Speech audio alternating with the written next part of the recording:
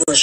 হ্যাঁ আপা, আমরা সর্বোচ্চটা ট্রাই করতেছি। আপা আমাদের উপর অনেক হামলা হয়েছে, হিন্দুদের উপর হামলা হয়েছে, যাই ওরা অনেক আমাদের আওয়ামী লীগের লোকজন ওই হঠাৎ করে, তো আপা আমরা তো বুঝতে পারি না, আমাদের ঘর বাড়ি বিভিন্ন মসজিদ মাদ্রাসা অনেক কিছু ভাঙছে।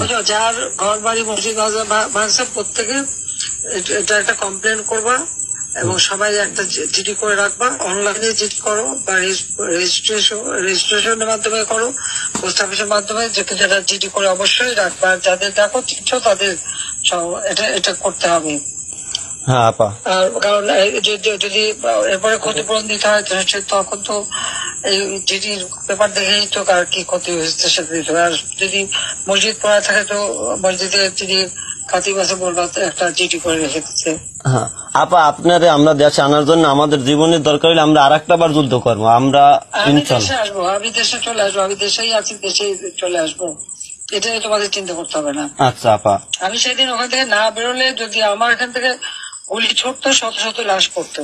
বুঝছি আপা, তা আমি তো কাউকে গুলি করে মেরে তারপরে আমি থাকতে চাই না। বুঝছি আপা।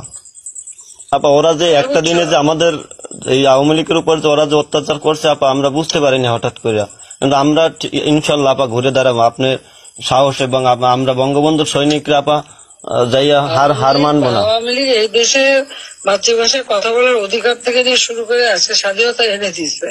জি আপা, ঘরে ঘরে বিদ্যুৎ দিচ্ছে, জি আপা, মানুষের খাবারের ব্যবস্থা করে দিচ্ছে, কাজের ব্যবস্থা করে দিচ্ছে, পড়াশোনার জন্য এই আধুনিক প্রযুক্তি ব্যবহার, ডিজিটাল সিস্টেম, তারপর ইউনিভার্সিটি করা, বিদেশে পিএইচডি থেকে শুরু করে সব পড়ার জন্য স্টেপেন দেওয়া, প্রাইমারি লোকদের মানে সমস্ত প্রাইমারি শিশু থেকে শুরু করে মাধ্যমিক পর্যন্ত বিনা পয়সা বই দেওয়া, যে কাজ আমি ছাত্রদের জন্য করছি।